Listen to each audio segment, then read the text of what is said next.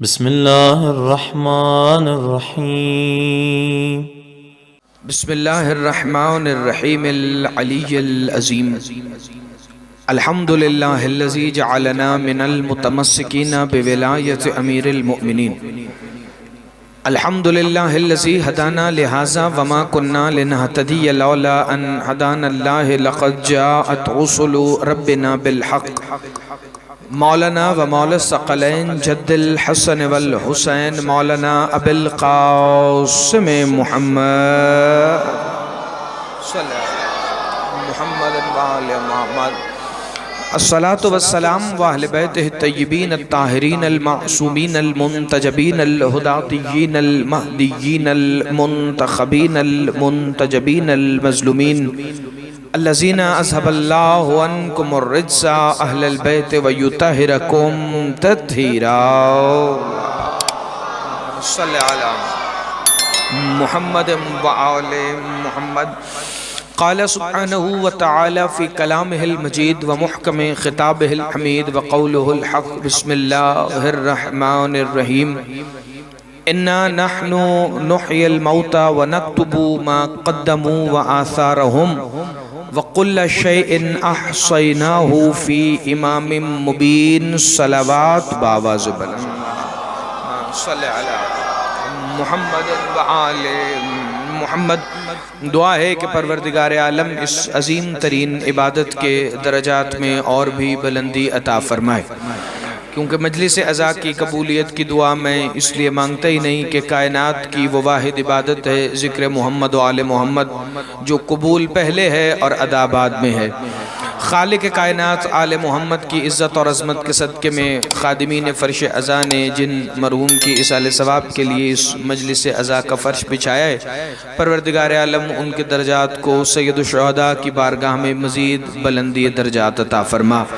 پروردگار عالم آل محمد کی عزت اور عظمت کے صدقے میں جتنے حاضرین فرش عزا سجدہ گزاران دہلیز عصمت تشریف فرمائیں، ان کے دلی حاجات کو مجلس عزا تمام ہونے سے پہلے پورا فرما. پروردگار عالم بحق محمد و آل محمد سب دعاؤں کی یہی ایک ہی دعا ہے کہ اس شہنشاہ معظم کا ظہور جلد ہو جو شریک القرآن ہے، جو خلیفۃ الرحمن ہے، جو امام الانس والجان ہے، جو صاحب العصر والزمان ہے. وہ شہنشاہ معظم بقیت اللہ العظم، وہ اپنے دور کے مصطفیٰ، وہ اپنے دور کے مرتضیٰ، وہ اپنے دور کے مجتبیٰ، وہ جو سیدہ ہیں، جو سید الشہداء ہیں، وہ حقیقت کلنا محمد تشریف لائیں اور خانہ کعبہ کی چھت پر علم حضرت عباس لہرا کر پھر صدا دیں اشہد ان امیر المؤمنین علی ولی اللہ، تاکہ دنیا کے ہر منکر علی کو یہ خبر ہو جائے کہ علی جیسے آدم سے پہلے واجب تھا ویسے ہی قیامت کے بعد بھی واجب ہے. صلوات مل کے پڑھ لیں اور بلند آواز صلی علی محمد و آل محمد. توجہ ہے. اب تھوڑا سا یہ جو آپ بیٹھے ہیں، آپ اگر آگے تشریف لیں یہاں پہ، وہ چونکہ پیچھے وہاں کرسی ہیں، تو آپ یہ ذرا ایک مجلس کا ماحول ہے وہ بہترین طریقے سے، چونکہ مجلس عزا سید الشہداء کے ذکر کی مجلس ہے، اور یہ پھر چاہے محرم میں ہو، چاہے اصال ثواب کے لیے ہو، یا ایام سیدہ میں ہو، مجلس کے آداب مجلس کے ہوتے ہیں. اور جو اصال ثواب کی بھی مجلس ہو، چاہے سوئم کی ہو، چاہے 10ویں کی ہو، چاہے 40ویں کی ہو، مجلس میں ذکر اسی طرح سنا جاتا ہے جیسے مجلس میں سنا جاتا ہے. مجلس ان کی اصال ثواب کے لیے ہوتی ہے جو ظاہری طور پر دنیا سے جا چکے ہوتے ہیں، لیکن مجلس کے اندر وہ بیٹھے ہوتے ہیں جو دنیا میں موجود ہیں. تو مجلس میں ایسے ہی بولنا چاہیے کہ جیسے زندہ بندے بولتے. وہ ایک صلوات پڑھ لے مل کے محمد و آل محمد. صلی علی محمد و آل محمد. اب مجلس میں موت و حیات کا ذکر بھی ہو سکتا ہے، لیکن کوشش ہے کہ جو موت و حیات کے مالک ہیں میں قرآن سے ایک فضیلت بیان کروں تاکہ آپ کے ذہنوں میں وہ اتر جائے، اور اس مجلس اصال ثواب کا حق جو ہے وہ جتنا ہم ادا کر سکتے ہیں وہ کریں. سورہ یاسین کی آیت نمبر 12 میں اللہ نے ارشاد فرمایا بسم اللہ الرحمن الرحیم انا نحن نحیی الموتى وَنَكْتُبُ مَا قَدَّمُوا وَآثَارَهُمْ وَكُلَّ شَيْءٍ أَحْصَيْنَاهُ فِي إِمَامٍ مُبِينٍ۔ اللہ فرما رہا ہے ہم ہی ہیں ہم جو مارتے ہیں اور زندہ کرتے ہیں، اور جو کچھ تم کرتے ہو وہ ہمارے پاس لکھا جاتا ہے، اور ہم نے ہر شے کا اختیار امام مبین میں جمع کر دیا۔ اللہ نے اب عربی میں تعارف کے لیے لفظ مختلف ہیں، انا کہتے ہیں میں کو، انتا کہتے ہیں تم کو، اور انا کہتے ہیں ہم کو، لیکن ہم کے لیے ہیں عربی میں دو لفظ، ایک انا اور ایک نحنو۔ اللہ نے اس آیت میں صرف یہ نہیں کہا کہ ہم مارتے ہیں، اللہ نے کہا انا نحنو، ہم ہی ہیں ہم جو مارتے بھی ہیں اور زندہ بھی کرتے ہیں۔ جس کا ہاتھ اٹھائے وہ بندہ زندہ باد۔ ہم ہی ہیں ہم جو مارتے بھی ہیں اور زندہ بھی کرتے ہیں۔ وَنَكْتُبُ مَا قَدَّمُوا وَآثَارَهُمْ، اور جو کچھ تم کرتے ہو وہ تو یقیناً لکھا گیا ہے۔ وَكُلَّ شَيْءٍ أَحْصَيْنَاهُ فِي إِمَامٍ مُبِينٍ، اور ہم نے ہر شے کا اختیار امام مبین میں احصا کر دیا، جمع کر دیا۔ اکثر اس آیت کا ترجمہ کیا جاتا ہے کہ ہر شے کا اختیار امام مبین کے ہاتھ میں ہے۔ نہیں، ہاتھ میں نہیں، اللہ نے کہا ہم نے امام مبین کی ذات میں ہر شے کا اختیار جمع کیا ہے، چاہے وہ زندگی ہو۔ آپ توجہ میری طرف رکھیں گے تو فکر سمجھ آئے گا۔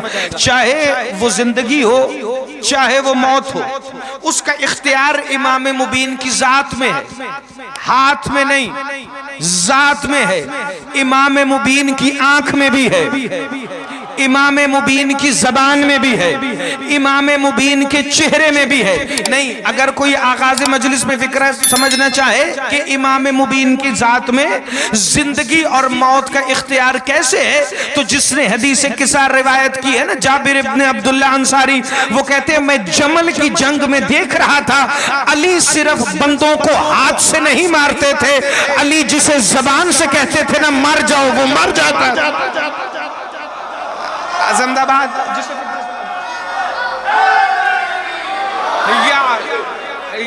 جسے فکرہ سمجھ آیا ہے، توجہ، تو ان کی زبان میں بھی یہ اختیار۔ اچھا، اب اللہ نے امام مبین کو اس اختیار میں شامل کیسے کیا؟ اچھا، ایک لفظ ہے اس آیت کے اندر جس کے لیے میں نے آپ کو زحمت دی ہے۔ اللہ فرما رہے انا نحنو، ہم نے۔ اب اللہ یہ بھی کہہ سکتا تھا انا، میں مارتا اور زندہ کرتا ہوں۔ اللہ نے جب کہا نا انا، تو عربی لغت کے مطابق یہ صیغہ ہے متکلم مع الصغیر، یعنی جب اللہ کسی کو اپنے ساتھ شامل کر کے کوئی جملہ کہے تو وہ ہوتا ہے متکلم مع الصغیر، کسی کو شامل کر کے جب وہ بولے۔ مثال کے طور پہ انا نحنو نزلنا الذکر وانا لہ لحافظون، اللہ نے کہا ہم نے اس قرآن کو نازل کیا اور ہم اس کی حفاظت کرنے والے ہیں۔ اللہ یہ کون ہے اس انا کے اندر شامل؟ کہ تم نے دیکھا نہیں جبرائیل وحی لے کر آتا ہے تو ہم نے اسے انا میں رکھا ہے کہ ہم نے نازل کیا۔ اللہ آیتیں لے کے خود نہیں آیا، وہ جبرائیل کو آیتیں دے کے بھیج رہا تھا، تو انا میں اللہ نے جبرائیل کو رکھا۔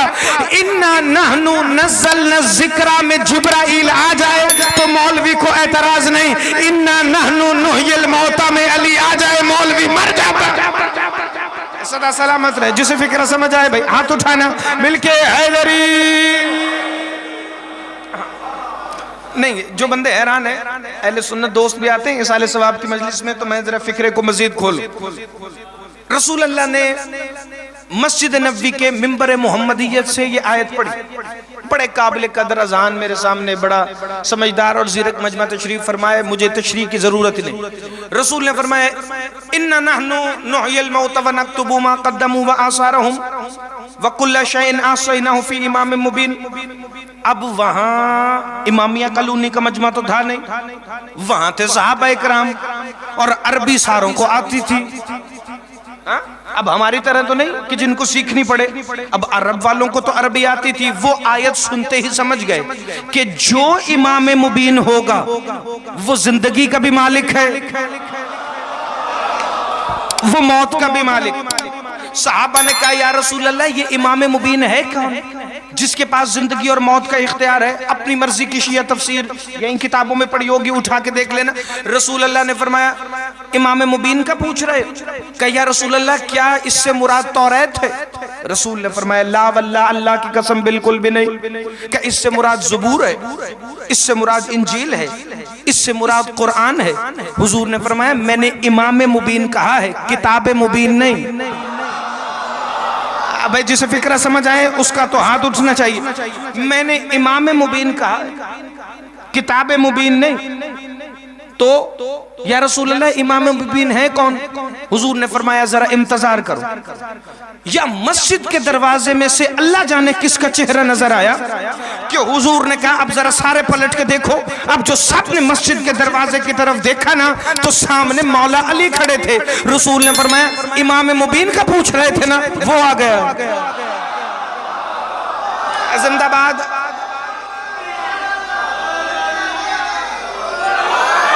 یا علی. اب جس کے دل میں فکرہ اترا ہے میں اگلا فکرہ شامل کروں جی. وہ آ گیا ہے امام مبین. اب ان کو تو پتا تھا کہ اللہ نے اس انا میں متکلم مع الصغیر بنا کے علی کو اپنے ساتھ شامل رکھا ہے زندگی اور موت کے معاملات میں. بندے اس دن کے بعد دیکھتے تھے علی مولا بازار میں گئے بندے پیچھے, علی گھر میں گئے بندے باہر, علی مسجد میں آئے بندے ساتھ, علی مولا باغ میں گئے بندے ساتھ. جہاں جہاں حسنین کے بابا جاتے تھے بندے پیچھے پیچھے پیچھے. ایک دن جناب کمبر نے ہاتھ جوڑ کے کہا یا علی 18,000 عالمین کے امام کی نالین پہ میرے ہاتھ رکھ کر اتنے قابل ہو گئے ہیں کہ میں اگر چاہوں تو کائنات کا نظام خود چلا لوں. یا علی ایک بات میں آپ سے سمجھنا چاہ رہا ہوں. علی مولا نے فرمایا کمبر بولو. کمبر کہنے لگا یا علی جس دن سے حضور نے سورہ یاسین کی آیت پڑھی ہے نا اِنَّا نَحْنُ نُحْيِي الْمَوْتَ وَنَكْتُبُ مَا قَدَّمُوا وَآثَارَهُمْ وَكُلَّ شَيْءٍ أَحْصَيْنَاهُ فِي إِمَامٍ مُبِينٍ. اس دن سے یہ مدینے کے بندے آپ کا پیچھا کرتے ہیں. حضور وجہ کیا ہے؟ امیر کائنات نے فرمایا کمبر اگر تم وجہ جاننا چاہتے ہو تو کل صبح میرے پاس آنا. صبح فجر کی نماز کے بعد جب علی مولا گھر واپس آئے کمبر دروازے کے باہر بالکل اسی جگہ پیشانی رکھ کے بیٹھے تھے جہاں سلمان دن میں 5 مرتبہ اپنی داڑھی سے آیت تطہیر لکھا کرتے تھے. یہ علی مولا کا پہلا قدم دروازے سے باہر آیا جس میں وہ نالین تھی جو محمد مصطفیٰ کے ساتھ معراج پر گئی تھی. کمبر کہتے ہیں یا علی بندے انتظار کر رہے ہیں گلی کی نکر میں کہ آپ نکلے تو وہ آپ کا پیچھا کریں. یا علی جس دن سے سورہ یاسین کی 12ویں آیت پڑھی ہے محمد نے مسجد نبوی کے منبر سے اس دن سے بندے آپ کا پیچھا کرتے ہیں. کہ کمبر یہ دیکھنا چاہتے ہیں علی مارتا کیسے ہے, علی اٹھاتا کیسے ہے. علی نا 2-3 بندے ہیں جن کے ذہن میں فکر نہیں اتر رہا لیکن سے میری طرف دیکھ رہا بھائی یہ دیکھنا چاہتے ہیں علی مارتا کیسے, علی زندہ کیسے کرتا ہے. کمبر چلو میرے ساتھ. مولا علی نے جناب کمبر کا ہاتھ پکڑا. یاد رکھنا پوری دنیا علی کو چاہتی ہے. علی نے 2 کو بڑا چاہا ہے, ایک میسم ہے ایک کمبر ہے. ہاں اور خود امیر کائنات نے فرمایا مولا فرماتے ہیں سلمان ابو ذر تم مجھ سے محبت رکھتے ہو؟ کہ یا علی خود رسول نے کہا ہے کہ ہم 9ویں اور 10ویں درجے پہ ہیں معرفت کے. کم معرفت کے 10ویں درجے پر ہو, عشق کا بتاؤ معیار کیا ہے؟ کہ یا علی جو آپ کہیں ہم سوال کیے بنا کریں. کہ اتنی محبت کرتے ہو لیکن علی سلمان سے محبت کرتا ہے, ابو ذر سے کرتا ہے, ابو ذر علی سے کرتا ہے, سلمان علی سے کرتا ہے. لیکن علی 2 کو چاہتا ہے, ایک میسم ہے ایک کمبر ہے. کیوں؟ اس کی وجہ ہے علی مولا نے ان دونوں کو فرمایا جناب میسم کو اور جناب کمبر کو. کمبر میسم جب جہاں جیسے میں ہوں تب وہاں ویسے تم. اب راز کیا ہے یہ تو مولا علی جانے یا جناب قمبر جانے، لیکن کچھ چیزیں ایسی ہیں جن سے پتہ چلے گا کہ علی مولا کو قمبر سے عشق کیوں ہے۔ کوفہ کے بازار میں جناب قمبر آئے، بندے نے کہا قمبر کہاں سے آ رہے ہیں؟ کہ اپنے مولا علی کے پاس سے۔ سوال سننا اور جواب سننا۔ کہ قمبر اس وقت کہاں کھڑے ہو؟ کہ اپنے مولا علی کے ساتھ۔ جسے فکرہ سمجھ آئے، کیونکہ روایت میں آگے بڑھاؤں گا اگر یہ فکرہ آپ سمجھے۔ قمبر اس وقت کہاں ہو؟ کہ اپنے مولا علی کے ساتھ۔ کہ تم تو بازار میں ہو، علی تو گھر میں ہے۔ کہ تم نے علی کی حدیث نہیں سنی؟ قمبر جب جہاں جیسے میں ہوں تب وہاں ویسے تم ہو۔ کہ میں علی کے ساتھ نہ بھی ہوں تب بھی میں علی کے ساتھ ہی ہوتا ہوں، چونکہ میرا اور علی کا دل کا رشتہ ایسا بن گیا ہے۔ کہ قمبر پھر بتاؤ اس وقت گھر میں تمہارے مولا علی کیا کر رہے ہیں؟ قمبر آنکھیں بند کی اور کہتا ہے میرے مولا اس وقت قرآن کھول کے بیٹھے ہیں، میرے مولا اس وقت قرآن کھول کے بیٹھے ہیں۔ بندہ حیران ہو کے کہتا ہے قمبر تم علی والے ہمیشہ وہ بات کرتے ہو جو دنیا میں کوئی نہیں کرتا۔ قمبر تیری جگہ کوئی بھی ہوتا تو کہتا علی قرآن پڑھ رہے ہیں، تو نے کہا علی قرآن کھول کے بیٹھے ہیں۔ قمبر کہتے ہیں اسی لیے تو میں قمبر ہوں، علی قرآن کھول کے بیٹھے ہیں، مجھے کیا پتا علی قرآن پڑھ رہے ہیں یا قرآن علی کو پڑھ رہا ہے۔ صدا سلامت رہے بھائی، ہمیشہ زندہ باد رہے۔ تو تھوڑا سا معیار عشق علی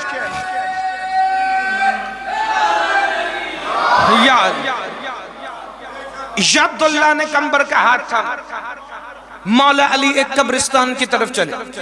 اب وہ جو بندے سورہ یاسین کی 12ویں آیت کی تفسیر ڈھونڈ رہے، انہوں نے دیکھا ایک قبر پہ جا کے امیر ممکنات نے دعا کے ہاتھ اٹھائے اور کہا پروردگار اسے زندہ کر اور اسے گھر بھیج، اس کے گھر والوں کو اس کی ضرورت ہے۔ وہ جو بندے دیکھ رہے تھے نا علی مردہ اٹھاتا کیسے، انہوں نے دیکھا قبر کھلی، بندہ اٹھا کفن جھاڑ کے اپنے گھر کی طرف چلا اور کہہ رہا تھا یا علی تیرا شکریہ۔ جسے فکرہ سمجھ آئے گا بھائی اگلا۔ انہوں نے دیکھا مولا علی ایک اور قبر پہ گئے، وہاں علی مولا نے دعا نہیں کی، علی مولا نے اپنے قدموں کی ٹھوکر قبر کو ماری اور کہا اٹھ اپنے گھر جا، تیرے گھر والوں کو تیری ضرورت ہے۔ پہلا دعا سے اٹھایا، دوسرا ٹھوکر سے اٹھایا، جس کے ذہن میں آیت ہی نہیں اس بندے سے بات ہی نہیں، مردہ اٹھا کفن جھاڑ کے کہتا ہے یا اللہ تیرا شکریہ۔ زندہ باد ہاتھ اٹھانا بھائی، جو علامہ اقبال بن گیا وہ بندہ بھلے اگلا فکرہ نہ سمجھے۔ یا اللہ تیرا شکریہ، جو مردہ علی نے اٹھایا دعا سے، مردے نے اٹھ کے کہا یا علی تیرا شکریہ، جسے اٹھایا ٹھوکر سے وہ کہہ رہا تھا اللہ تیرا شکریہ۔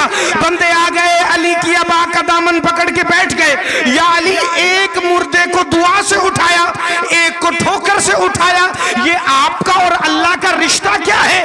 جو دعا سے اٹھا وہ کہہ رہا تھا علی تیرا شکریہ، جو ٹھوکر سے اٹھا وہ کہہ رہا تھا اللہ تیرا شکریہ۔ یہ وجہ کیا ہے؟ علی فرماتے ہیں یہی تو محمد نے کہا تھا اِنَّا نَحْنُ نُحْيِي الْمَوْتَى، ہم ہی ہیں ہم جو مارتے بھی ہیں اور زندہ بھی کرتے۔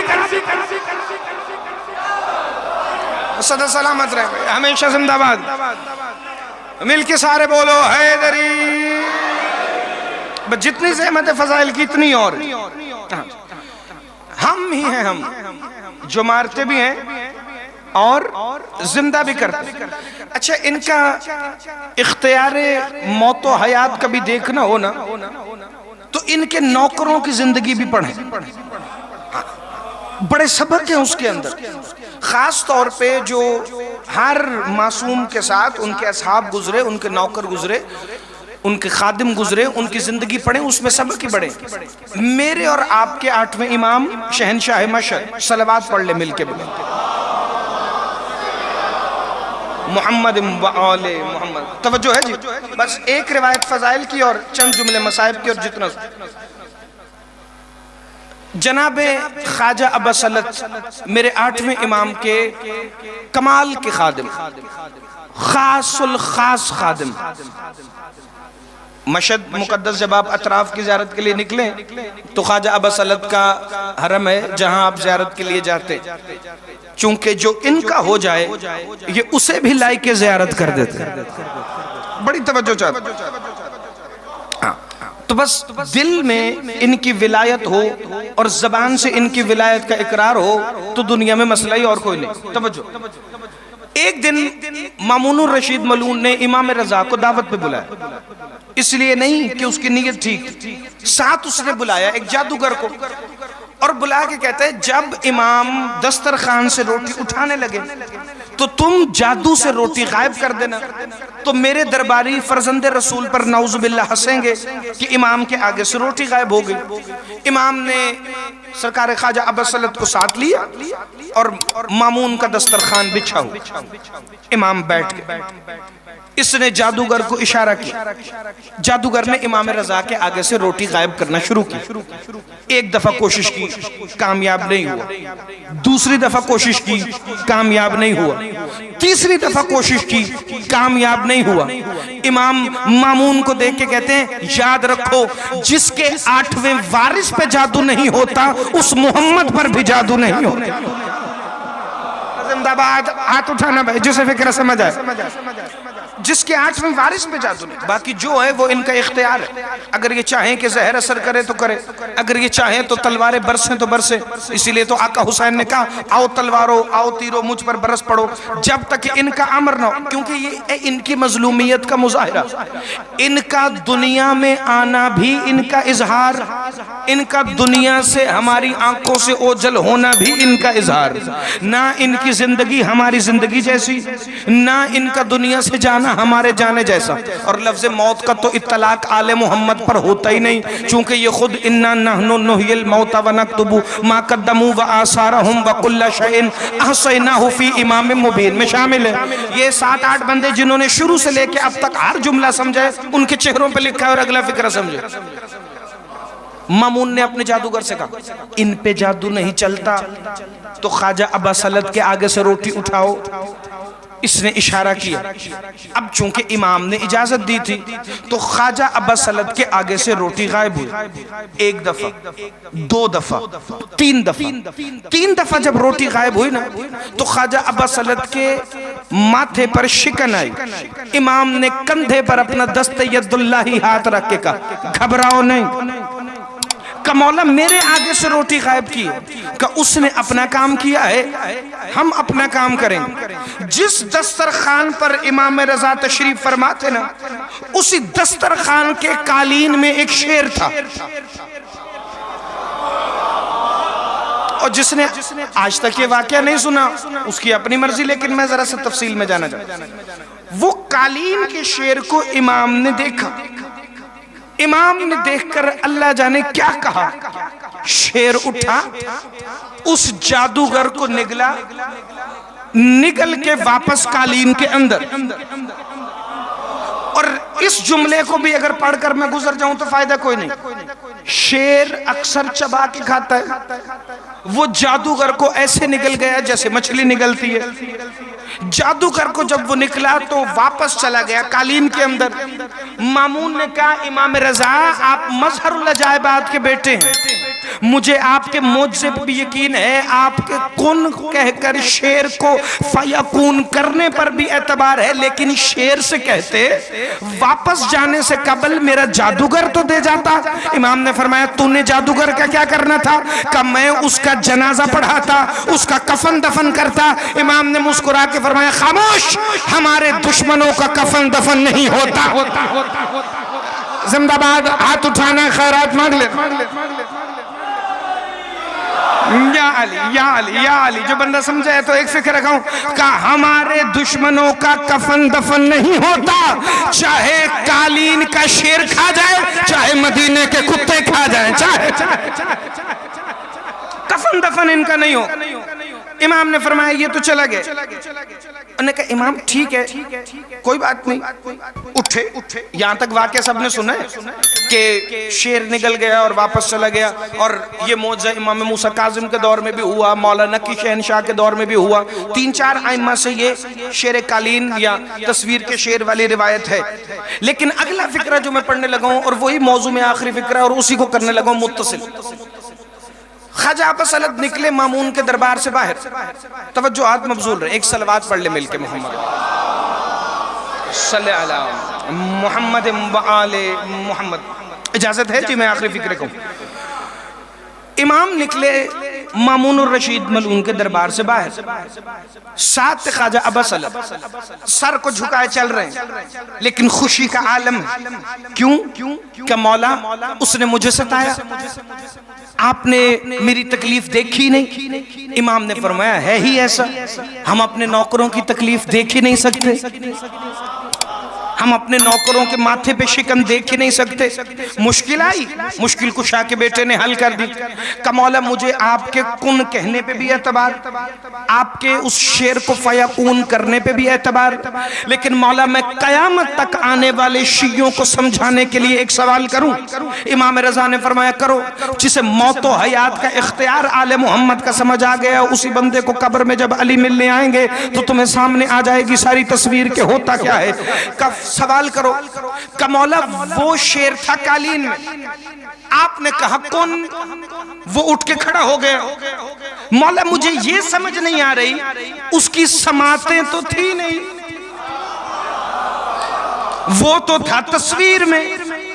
اگر مردہ ہوتا, مجسمہ ہوتا, اس کے کان بنے ہوتے, سماعتیں موجود ہوتی, آپ کن کہتے وہ سن لیتا. مولا آپ کا کن اس شیر نے سنا کیسے؟ اور آپ کو پتہ ہے امام رضا کا اسم ہے عالم آل محمد, کیونکہ مولا ہر بات کا جواب دیتے تھے قرآن سے. سارے ائمہ لیکن بالخصوص امام رضا کی جو سیرت سامنے آئی, عالم آل محمد. امام نے فرمایا کیا تم نے سورہ یاسین کی آخری آیات پڑھی؟ توجہ بھائی توجہ. کہ مولا بالکل کا تلاوت کرو. خواجہ عباس الحد فرمان لگے بسم اللہ الرحمن الرحیم انما امرہ اذا اراد شیئا ان یقول لہ کن فیکون. جب اس کا امر ہوتا ہے تو ارادہ ہوتا ہے, جب ارادہ ہوتا ہے تو وہ کن کہتا ہے, جب کن کہتا ہے تو فیکون ہو جاتا ہے. توجہ ہے, سب سے پہلے ہوتا ہے امر, امر کے بعد ارادہ, ارادے کے بعد کن, کن کے بعد فیکون. ذرا ترتیب بدل کے پڑھے میرے ساتھ اگر آخری فکرے تک آ گئے. آخر میں ہے فیکون, فیکون سے پہلے ہے کن, کن سے پہلے ہے ارادہ, ارادے سے پہلے ہے امر, اور امر سے اوپر ہے اولی الامر. جسے فکرہ سمجھ آیا ہے, جسے اولی الامر سمجھ آیا ہے. انما امرہ اذا اراد شیئا ان یقول لہ کن فیکون. فیکون تو آخر میں تھا, کن اس سے پہلے, ارادہ اس سے پہلے, امر اس سے پہلے.